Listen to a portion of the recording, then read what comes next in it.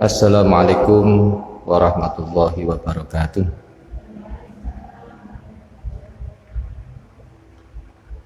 Alhamdulillahirabbil alamin. Wa bihi nasta'inu ala umuri dunya waddin. Wassalatu wassalamu ala asyrafil anbiya wal mursalin wa ala alihi wa sahbihi ajma'in. La haula wa la quwata illa billahil aliyyil azim. Amsayna wa amsal mulkulillah walhamdulillah la syarikalah la ilaha illahu wa ilaihil masir.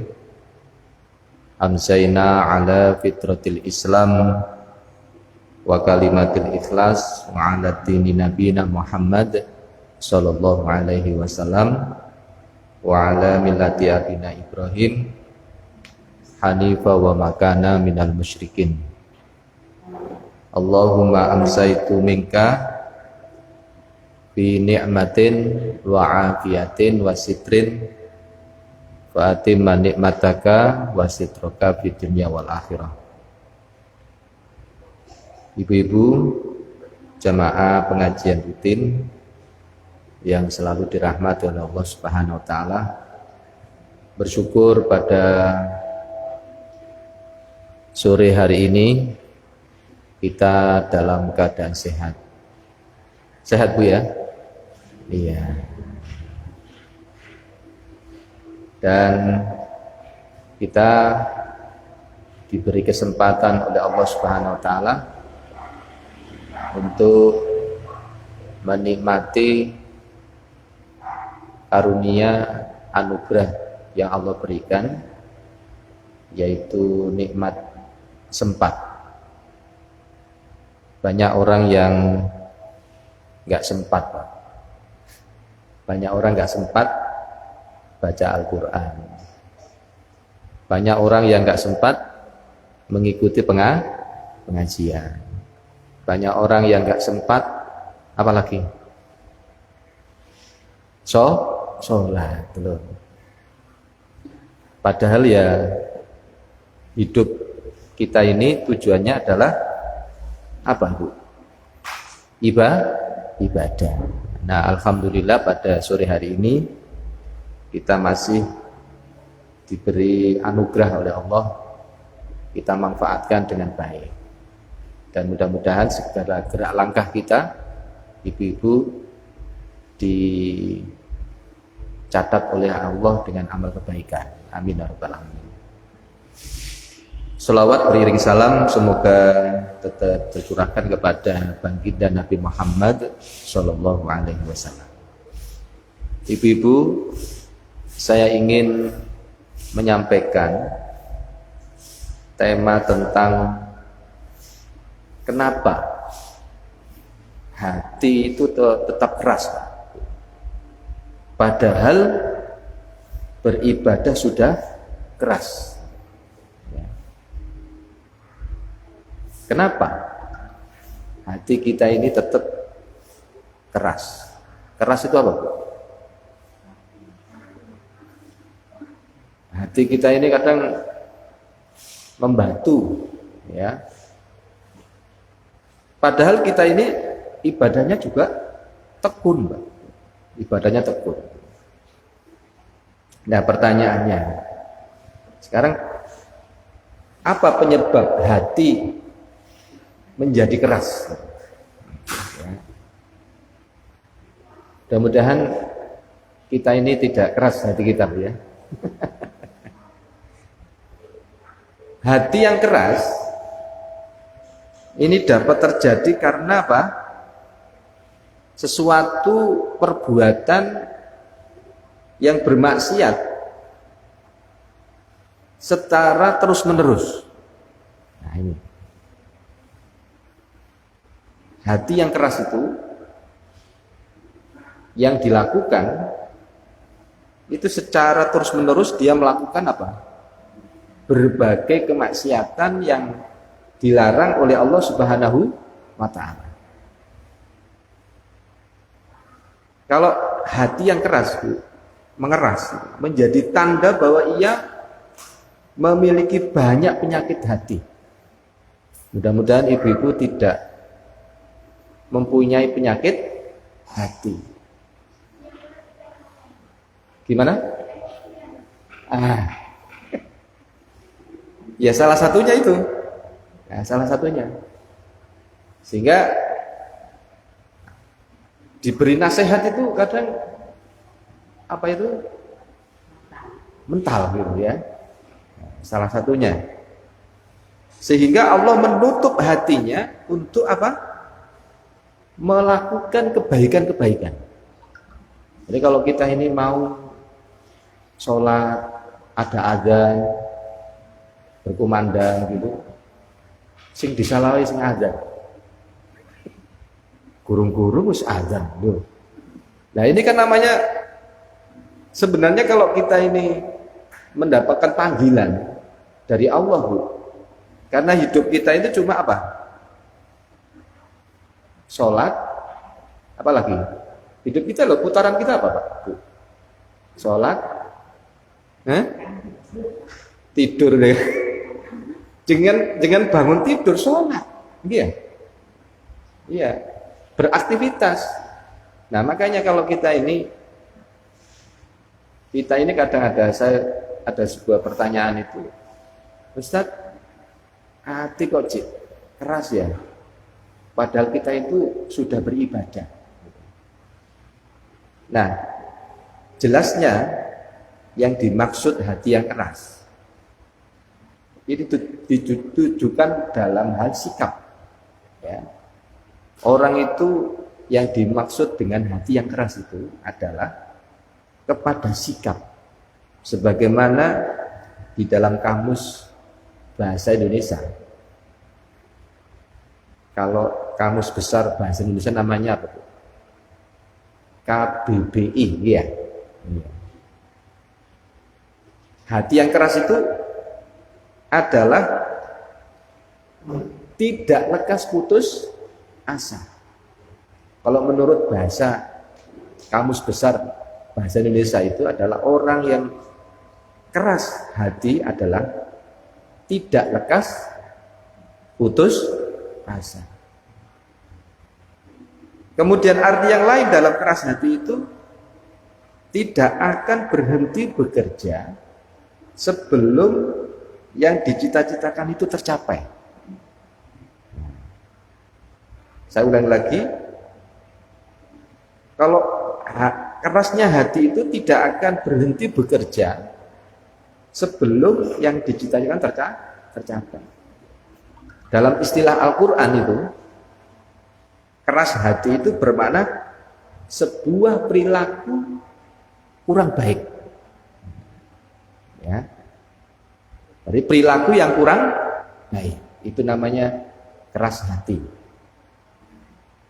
Apa contoh keras hati, Bu?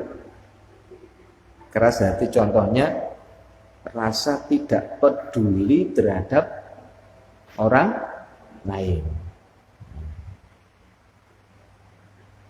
Contoh yang lain lagi apa? Saat orang lain itu kesusahan, ya, ia sangat keras hati, nggak peduli. Itu gambaran itu. Nah, di dalam pemahaman keras hati itu namanya apa? Qaswatul qalbi. Qaswatul qalbi. Qaswatul qalbi itu gini, Pak. Sering kita katakan hati yang membatu. Namanya qaswatul qalbi. Penyakit hati ini kalau dibiarkan, ya, qaswatul qalbi ini, maka akan semakin banyak kemaksiatan yang dilakukan, yang sesungguhnya semakin membuat hati kita mengeras dan membatu kalau dibiarkan. Hasil penelitian menemukan definisi qaswatul qalbi itu secara etimologi, Bu. Satu, ini gambarannya, Bu. Orang itu mempunyai sikap kejam. Halo? Punya sikap apa? kejam. Satu contoh, seorang ibu punya anak kecil, anak kecilnya ini nggak berhenti menangis.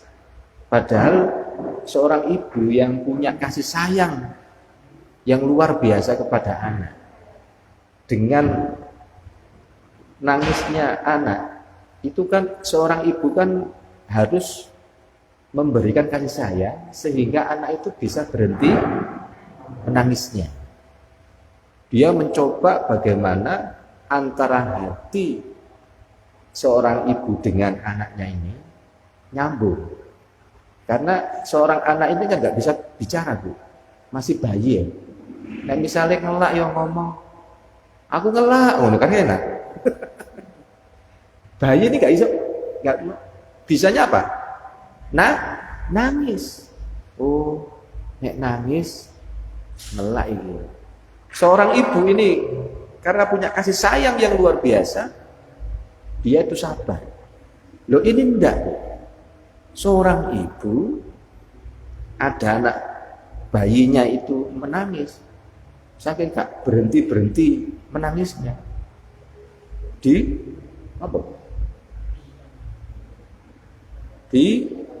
ditutup mulutnya, saya gak nangis loh. Ini namanya apa? Kejam. Coba. Ada enggak, Bu?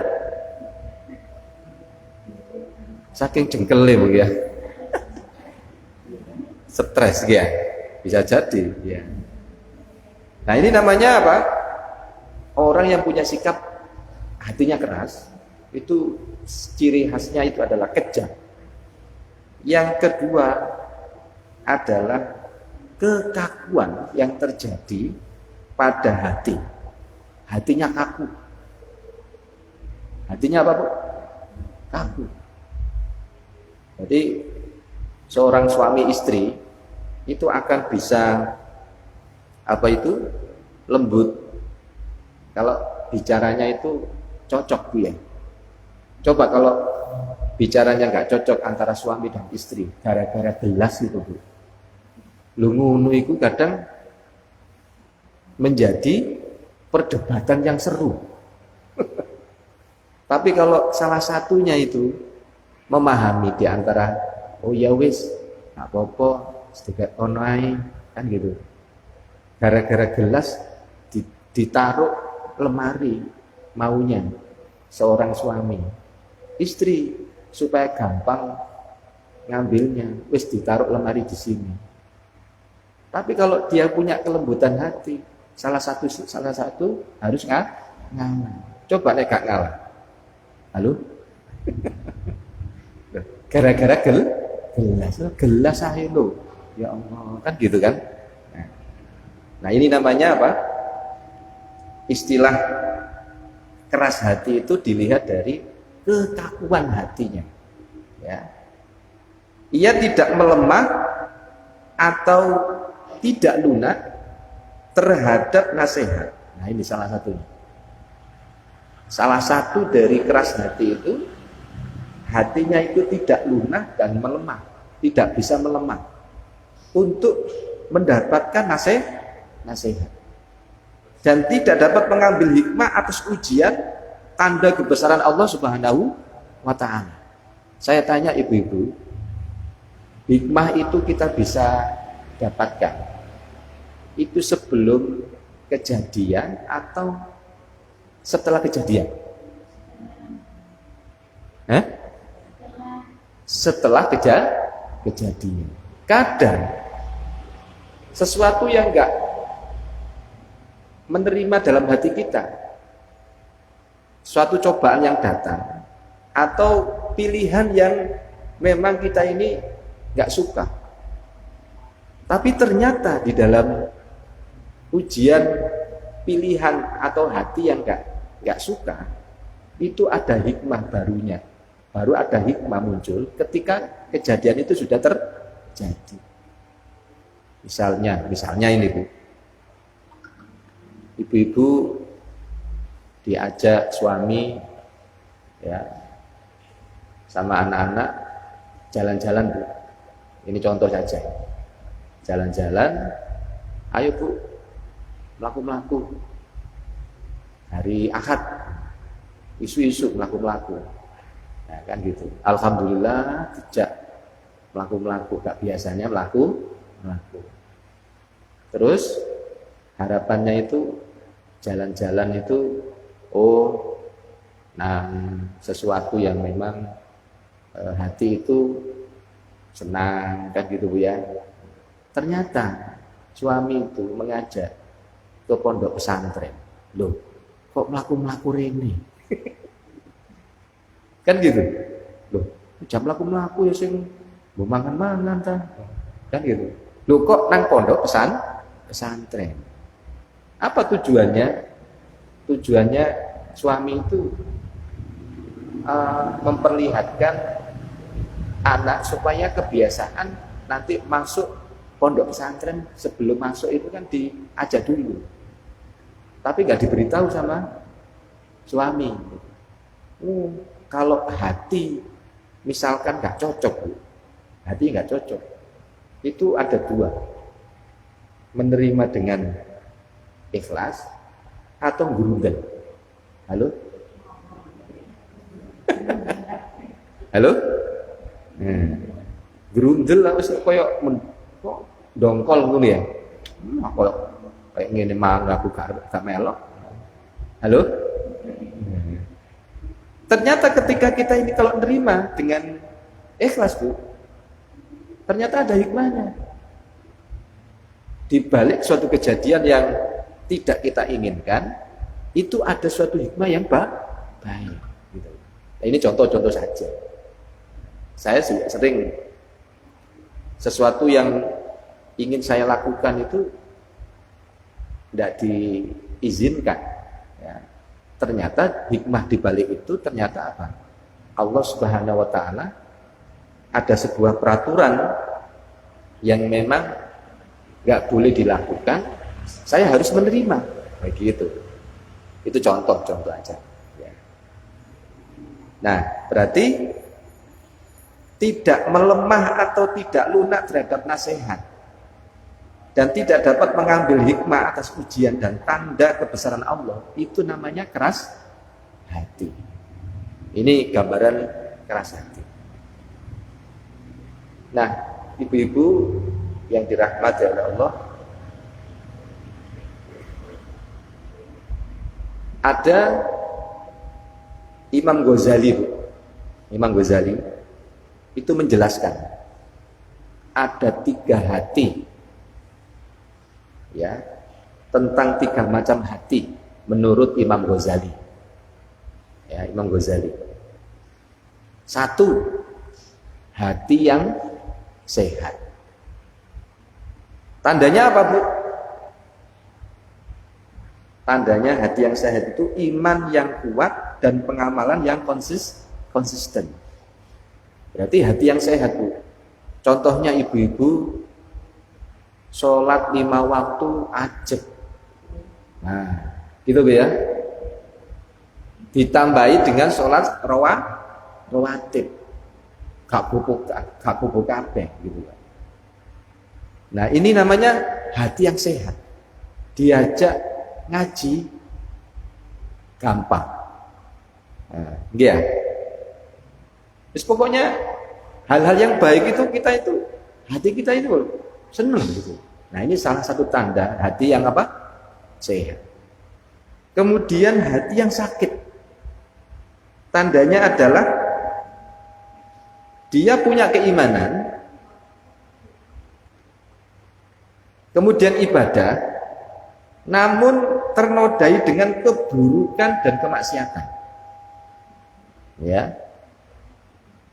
Hati yang sakit tandanya dia punya keimanan dan dia juga ibadah, namun ternodai dengan apa? Keburukan hati dan kemaksiatan.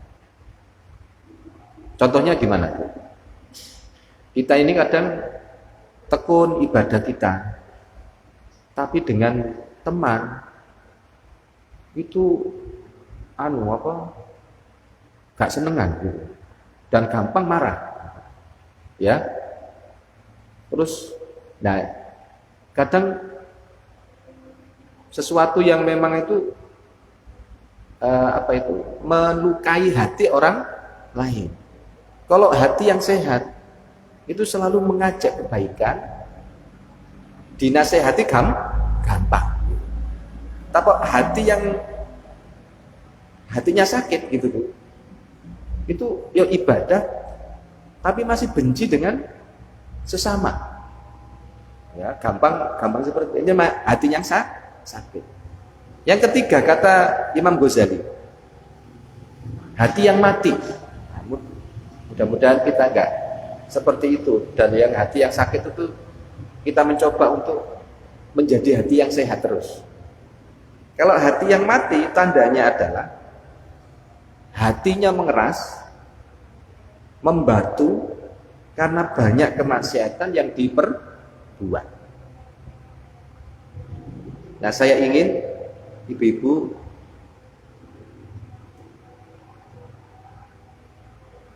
hinanya orang yang hatinya keras. Orang yang hatinya keras, Bu, itu sangat hina.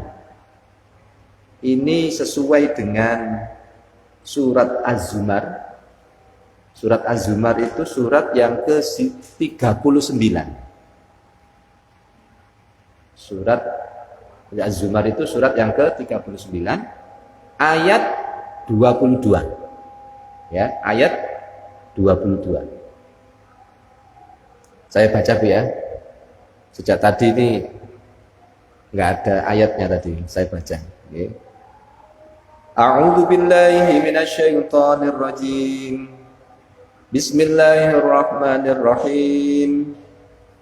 Afaman syaraha Allahu sadrahu lil Islam wa huwa 'ala nurin min rabbih fawailul lil qasiyati qulubuhum min dzikrillah ulaika fi dhalalin mubin. Apakah, fa maka, man siapa.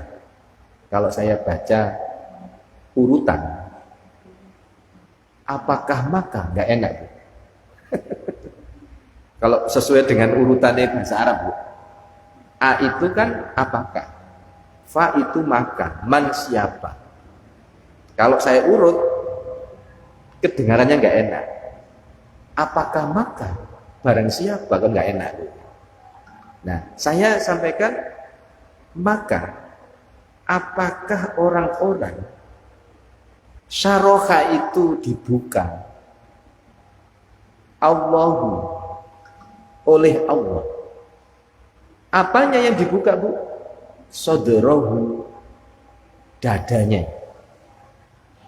Lil Islam, untuk menerima keislaman. Kata Allah di dalam Al-Quran surat Az-Zumar itu, fahuwa, maka dialah ala nuri mirrabbihi. Kalau orang itu dibukakan untuk bisa menerima Islam dengan mudah, itu dia itu termasuk mendapatkan cahaya dari Tuhannya. Ini tanda Bu ya. Di ayat Al-Quran jelas orang itu gampang menerima nasihat dari Al-Quran, dari Al-Hadis, maka itu ada tandanya dia akan mendapatkan apa? Tadi. Halo? Cahaya dari Robnya. Kebalikan fawaidun lil qausiyah. Namanya fawaidul ya. Maka celakalah. Celakalah. Lil qausiyati. Lil qausiyati itu hatinya keras. Al qausiyah itu hatinya keras. Qulubuhum, hati mereka, min dzikrillahi, dari mengingat Allah.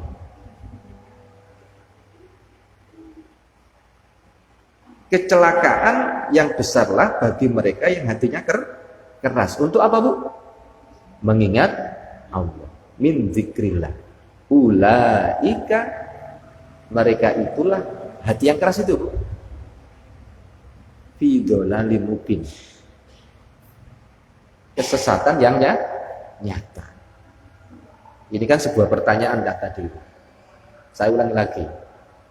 Maka apakah orang-orang yang dibukakan oleh Allah hatinya untuk menerima agama Islam, lalu ia mendapat cahaya dari Rabb-nya, sama dengan orang yang hatinya keras? Gampangnya gitu. Saya pertanyaan, sama tidak, Bu? Dengan orang yang menerima agama dengan dibukakan itu, dengan hatinya keras itu sama tidak? Tidak sama.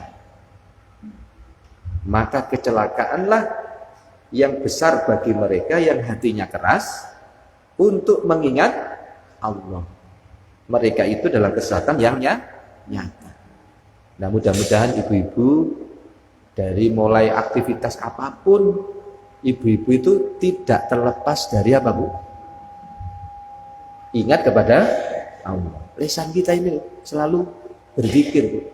Subhanallah. Melihat sesuatu itu Allahu Akbar, kan gitu. Jenengan berangkat pengajian tadi itu berdoa, Bu, ya. Bismillahirrahmanirrahim. Kita ngajari anak-anak Bismillahirrahmanirrahim. Robbis rohli sadri, kan gitu. Nah, jenengan aktivitas apa? Jenengan coba dari rumah jalan. Ada yang jalan, Bu, ini? Tadi ada ya? Ada yang naik sepeda motor, ada yang jalan. Jenengan sampai sini coba mengucapkan apa? Halo? Alhamdulillah teko sampai masjid. Jenengan dekek sepedai napa sing mlampah niku wau, jenengan nyeleh napa niku sandal. Masuk ke masjid. Doa. Allahumma ftahli abwaba rahmatik. Doa tidak, Bu? Lupa ya? Padahal rumah Allah ini diajarkan oleh Nabi, setiap apa kita lakukan apa saja ada doanya. Nah, mungkin ibu-ibu belum apa itu hafal doanya, coba diusahakan. Ya, segala aktivitas kita itu harus berdoa. Insya Allah kita akan dilindungi oleh Allah Subhanahu wa Ta'ala. Itu hatinya lembut, insya Allah. Nah, ibu-ibu yang dirahmati oleh Allah, ini hati yang memiliki sifat, ya, sifat yang berbeda, Pak. Hati yang memiliki sifat. Setiap manusia itu memiliki apa? Sifat yang berbeda-beda. Ya. Sifat tersebut bisa berubah-ubah setiap waktu. Nggih ya? Terus nggih. Semua manusia itu punya sifat yang berbeda-beda dan bisa sewaktu-waktu berubah. Begitu pula hati, dia pun akan memiliki sifat. Hati bisa menjadi sehat dan juga bisa menjadi apa? Sakit. Jenengan bisa rasakan, Bu. Ini saya bicara dengan manusiawi saja, Bu, ya. Nggak ada orang yang hidup di dunia ini yang bersih, tapi semuanya berusaha menjadi orang yang hatinya sehat. Ya. Allah Subhanahu wa Ta'ala berfirman di dalam surat Al-Baqarah, surat Al-Baqarah ayat 10, ya, fi qulubihim maradun fazadahumullahu maradun. Di dalam hati mereka itu sakit. Kalau hatinya sakit, fazadahumullahu maradun. Ditambah sakitnya, ya Allah. Nah, hati itu bisa menjadi lunak, ya, bisa menjadi lunak, dan juga bisa menjadi keras. Di dalam surat Al-Baqarah ayat 74, ya, surat Al-Baqarah ayat 74. A'udzu billahi minasyaitonir rajim. Tsumma qasat qulubukum min ba'di dzalika fahiya kal hijarati au asyaddu qaswah. Tsumma kemudian qasat menjadi keras, ya. Qulubukum hati kalian.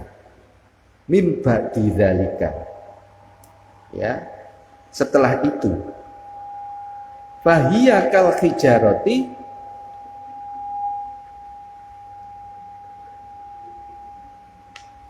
seperti apa, Bu? Kal hijarati itu seperti batu. Au asyaddu qaswah, bahkan lebih keras lagi. Lebih keras dari batu apa? Baja, Bu, ya. Ada lebih keras dari batu? Ada enggak, Bu? Batu sudah keras, ya. Apalagi ya besi, Bu, ya, besi baja kan. Bismillahirrahmanirrahim. Nah, begitu pula hati itu bisa mengkilap, bisa celing gitu, ya, bersinar, dan bisa juga menjadi hitam kelam, sebagaimana diterangkan oleh hadis Rasulullah Shallallahu Alaihi Wasallam.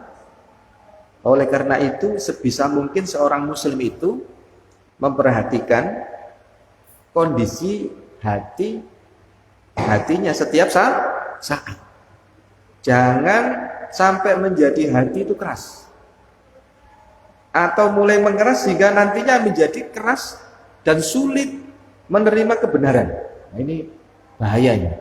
Seperti tadi, fi qulubihim maradun fazadahumullahu marada.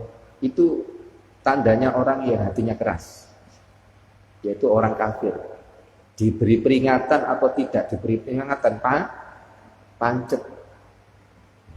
Nah, bahaya hati yang keras, ayat tadi itu dengan jelas menerangkan bahwa orang yang hatinya keras sangat tercela, ya. Hatinya keras itu sangat tercela. Mudah-mudahan ini saya juga belajar, saya menyampaikan seperti ini supaya kita hatinya kita lembut, Bu. Kalau nggak pernah disampaikan, kadang kita ini kadang nggak tahu tanda-tandanya, Bu, ya. Halo?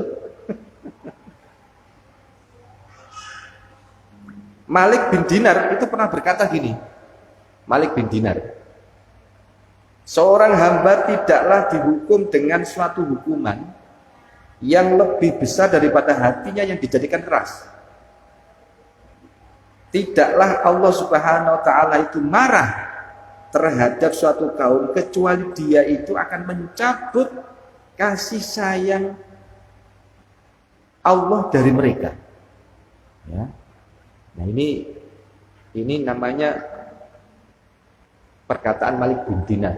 Istilahnya, jangan sampai kita itu hatinya keras. Karena Allah Subhanahu wa ta'ala akan mencabut kasih sayang seorang hamba itu darinya kalau kita nggak menjaga hati kita lembut untuk selalu mengingat Allah. Jadi biasanya gini, ada sesuatu yang membuat hati itu gampangannya itu kabut. Apa? Kabut itu maksudnya hati itu kadang bosen dia. Apa nih? Apa? Kabut. Kabut itu gampangannya apa? Hati itu kok gelisah gitu ya. Gimana sih?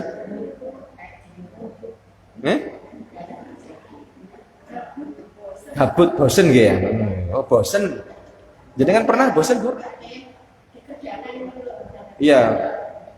Anak saya itu kadang itu sudah mainan HP, bosen. Kadang mau mainan gini, bosen. Itu bilangnya saya. Apa tadi? Gabut. Pokoknya hatinya itu gak enak gitu, Pak. Kalau saja ngeten, loh Mas, hati itu selalu ingat kepada Allah. Subhanallah, alhamdulillah, kan gitu.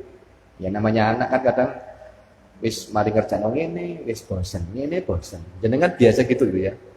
Wis masak, kajeng ngelo HP ya bosen. Pernah itu? Lah, ketika jenengan seperti itu, isilah hati kita itu mengingat Allah. Sebaik-baik zikir itu kan subhanallah walhamdulillah wala ilaha illallah wallahu akbar. Isi hati kita ini zikir. Atau la ilaha illallah, la ilaha.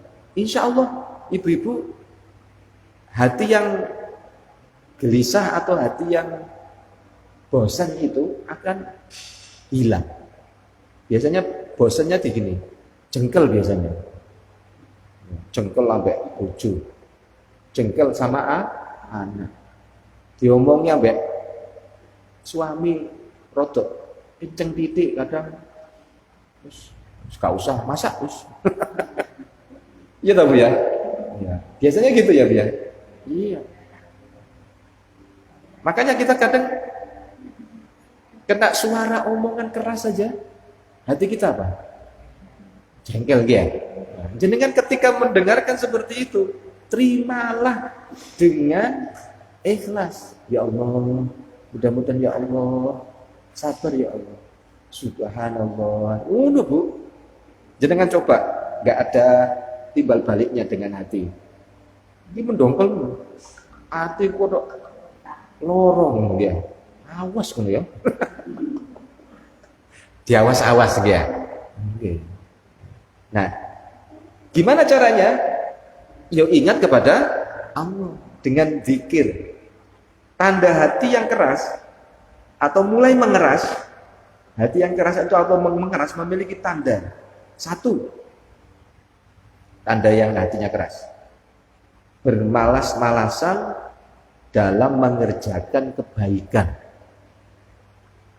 Ya, tandanya Bu. Jenengan pas kajenge males berbuat baik, ayo tandanya wis. Aku atine keras ya. Astagfirullahaladzim. Ngono Bu. Astagfirullahaladzim. Jadi bermalas-malasan di dalam mengerjakan kebaikan dan ketaatan. Males berangkat ke masjid, males sholat, tuh. Males sholat rawatib. Meremehkan suatu kemaksiatan, meremehkan, tidak terpengaruh hatinya dengan ayat-ayat Al-Quran.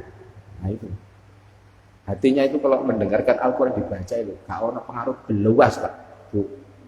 Koyok hatinya itu membantu. Maka ibu-ibu kalau biasanya kalau mau tidur, itu kalau nggak bisa tidur, jenengan gimana caranya? Halo? Gimana caranya Bu? Selama ini? Atau HP? Saya punya usulan. HP itu memang teknologi. Jenengan nek bosen, ampun gak iso turu. Jangan melihat Facebook. Jangan melihat Instagram.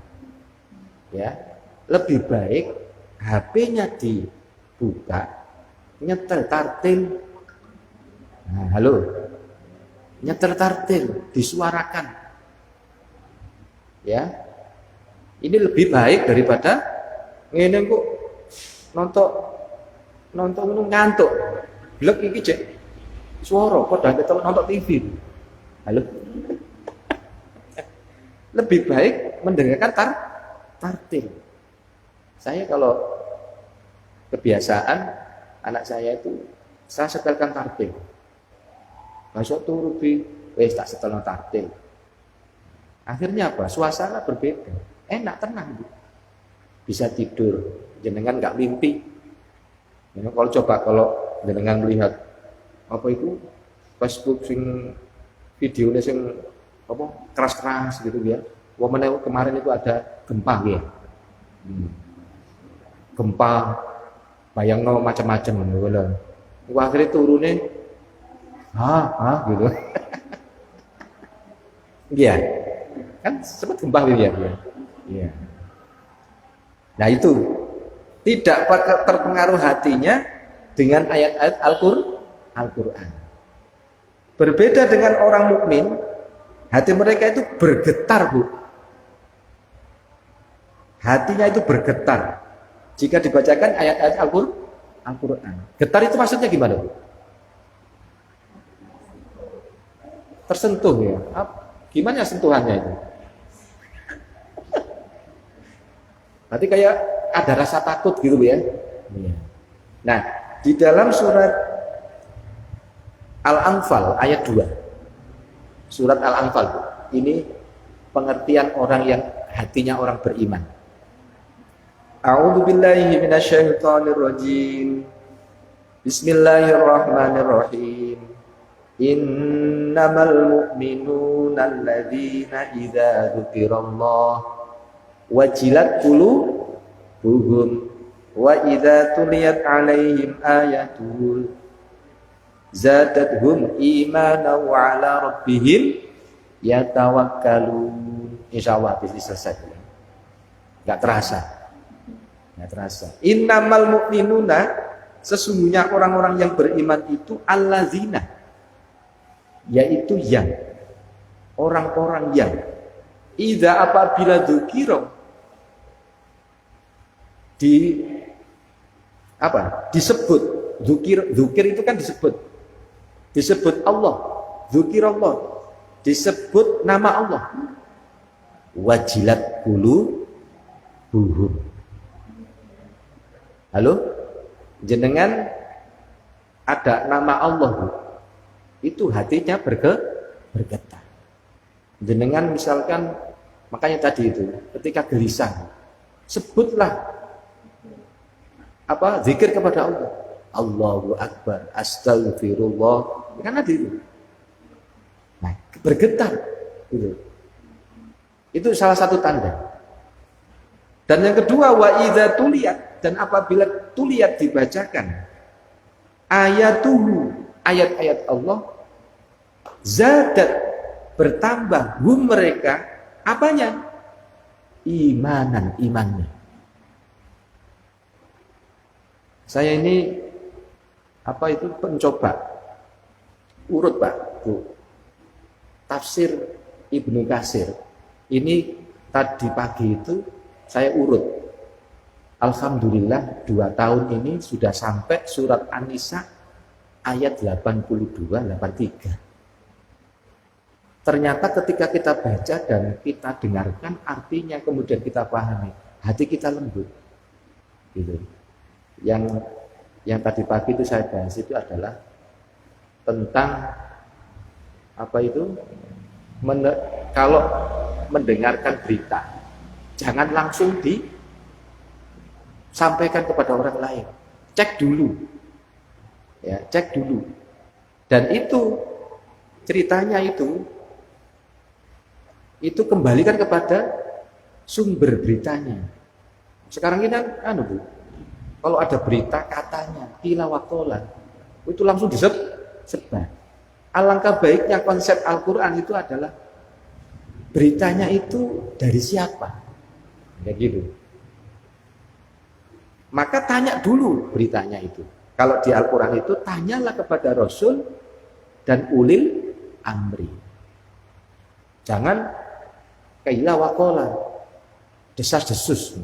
Desas itu itu dan itu insya Allah hati kita itu akan lembut. Oh, ini konsepnya Al-Quran, petunjuk kan itu. Wa idza tuliyat alaihim ayatul zadatuhum. Wa 'ala rabbihim yatawakkalun. Hanya kepada Rabb lah mereka itu bertawakal. Mudah-mudahan bermanfaat Bu. Apa yang saya sampaikan insya Allah sudah lengkap. Mudah-mudahan hati kita itu lembut Bu ya. Jangan sampai kita ini hati tetap keras, padahal ibadah itu sudah keras. Nah, bagaimana cara kita hati kita lembut? Dengan apa Bu? Zikir kepada Allah Subhanahu wa Ta'ala. Mudah-mudahan bermanfaat. Saya nggak terasa bicara di sini itu sampai 1 jam lebih, ya. Hampir 1 jam. Mudah-mudahan bermanfaat. Mungkin habis ini ada pertanyaan. Mohon maaf kalau ada pertanyaan. Saya langsung ke Jatirejo, ada pengajian. Habis maghrib waktunya tidak cukup. Kapan-kapan saya sebut ya. Ya, mungkin kalau ingin supaya ada pertanyaan nanti Rebu akan datang aja ya 1 bulan khusus tentang tema itu ya, langsung tak buka pertanyaan aja ya. Mungkin itu saja yang bisa saya sampaikan, mudah-mudahan bermanfaat.